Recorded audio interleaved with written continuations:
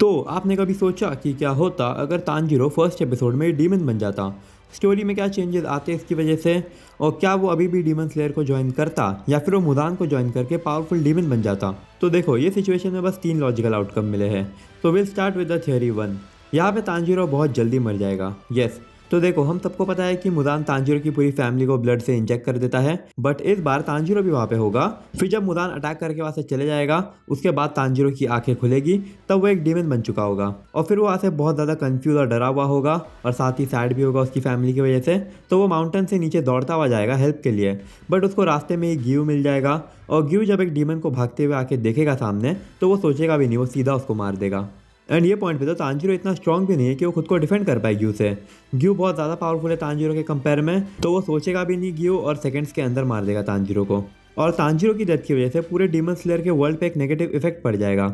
आगे के 2-3 साल में पूरी डीमन स्लेयर की कोर ही वाइप आउट हो जाएगी, और मुदान सबको खत्म कर देगा। क्योंकि तांजीरो के मरने की वजह से शायद ही कुछ चीज़ सेम होगी अब। इनोस और जेनित्सु मिलेंगे, बट वो लोग कभी दोस्त नहीं बन पाएंगे ओरिजिनल स्टोरी जैसे।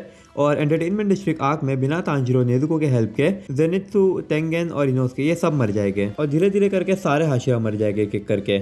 और फिर मुदान जब फाइनल अटैक करेगा बेस पे, तो थोड़े ही हाशिरा बचेंगे, और मुदान फिर सारे डीमन स्लेयर कोर को ही खत्म कर देगा।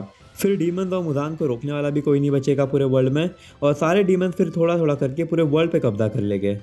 And it's all because of give. उसको सुन ही लेना चाहिए था कि एटलीस्ट तांजीरो कह क्या रहा है। खैर, ये तो फर्स्ट सिनेरियो था। अब आते हैं सेकंड वाले पे। क्या होता अगर गिव तांजीरो को जीने दे देता?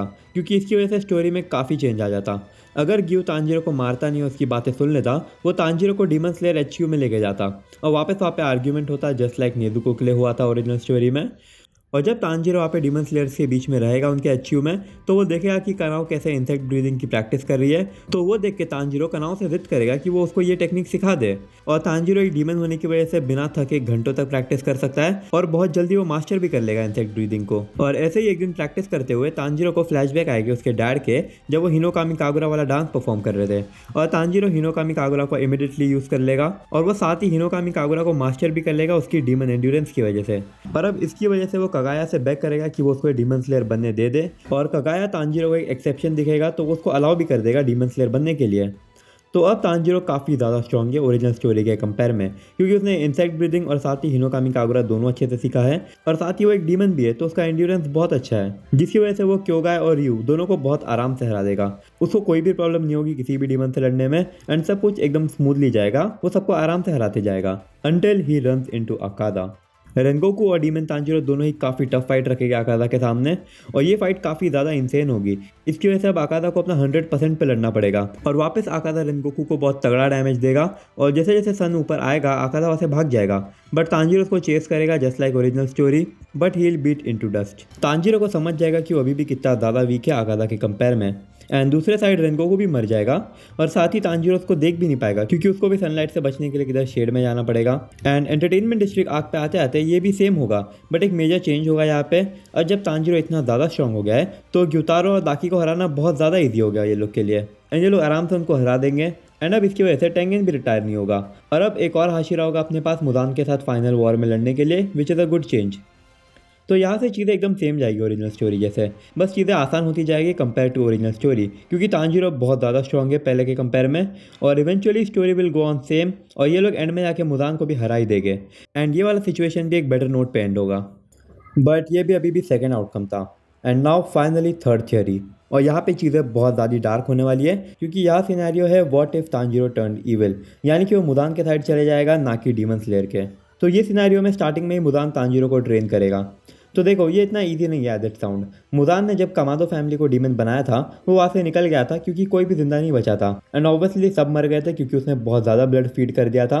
बट हाँ, नेजुको जिंदा थी, बट वो बहुत ज़्यादा लेट कॉन्शियस हुई थी, तब तक मुदान भी वहाँ से निकल गया था। बट यहाँ पे अब तांजीरो भी होगा, एंड वो बहुत ज़्यादा स्ट्रॉन्ग होगा कंपेयर टू नेजुको। तो मुदान के निकलने से पहले ही Tanjiro will gain his consciousness, और आपको पता है कि मुदान सभी डीमन पे पहले एक कर्स लगाता है, जिसकी वजह से वो उनको कंट्रोल कर पाए। तो he will do the same with Tanjiro, but Tanjiro के केस में एक कर्स इनफ नहीं है उसको इविल बनाने के लिए, क्योंकि वो बहुत ज़्यादा काइंड हार्टेड है। तो एक स्ट्रॉन्ग इमोशनल ट्रॉमा भी लगेगा उसको ईविल बनने के लिए। एंड उसकी पूरी फैमिली की death would be a best emotional trauma, जिसकी वजह से वो ईविल बन जाए और अब जाके वो मुदान की सारी बातें भी मानने लग जाएगा। तो मुदान सबसे पहले तो उसको बोलेगा कि वो अपने डेड फैमिली मेम्बर्स की बॉडी को खाए, जिसकी वजह से उसके अंदर और भी ब्लड आ जाएगा। एंड अगर तांजीरो ने ये सर्वाइव कर लिया तो वो बहुत ज़्यादा स्ट्रांग हो जाएगा।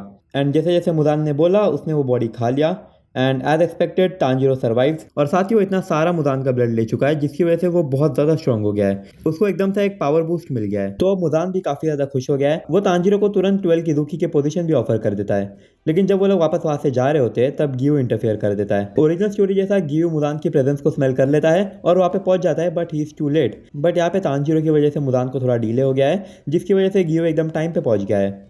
बट क्या आपको लगता है कि गियो मुदान के सामने अकेला टिक पाएगा? बिल्कुल भी नहीं, वो 1 सेकंड में मर जाएगा।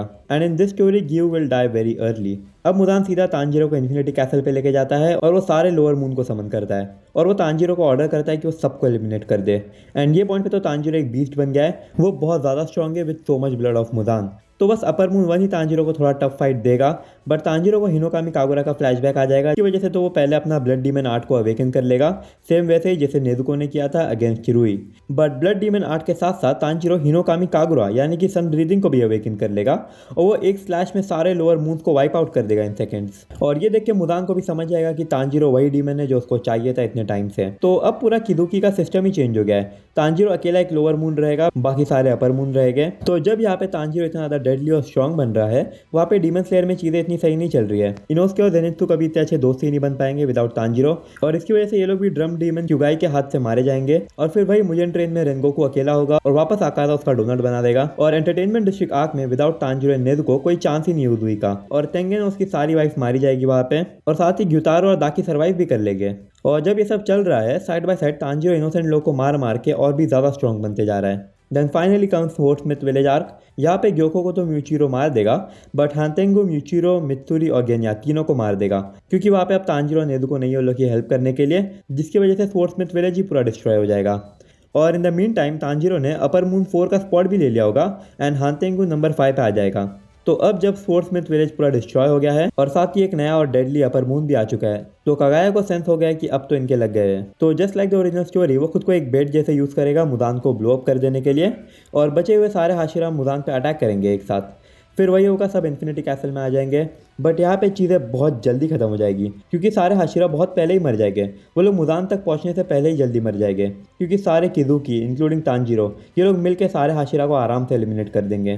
क्योंकि अब ये भी याद रखो, हाशिरा के स्क्वाड में तेंजन और रेनगोकू तो है ही नहीं, बट साथ ही म्यूचिरो, मित्सुरी, गेन्या और जेनित्सु और इनोसुके और साथ ही गियो, ये सब भी नहीं होने वाले हैं। यानी कि बस सानेमी, ग्योमे, शिनोबू और ये सरपेंट हाशिरा ही रहेंगे। तो खैर सारे हाशिरा से तो ये लोग बहुत जल्दी निपट लेंगे, बट इतने सारे हाशिरा को हराने के बाद तांजीरो और भी ज़्यादा पावरफुल हो जाएगा। फिर एंड में जाके तांजीरो सनलाइट के अंदर एंटर करता है सीधा सीधा जाके, और मुदान ये देख के पागल हो जाएगा। और ऑब्वियसली वो खुशी से पागल हो गया होगा, क्योंकि उसका दोनों गोल पूरे हो गए हैं। पहले तो उसने डीमन स्लेयर को पूरी तरह से ख़त्म कर दिया है, और दूसरे साइड उसको फाइनली सनलाइट में सर्वाइव करने वाला डीमन भी मिल गया है।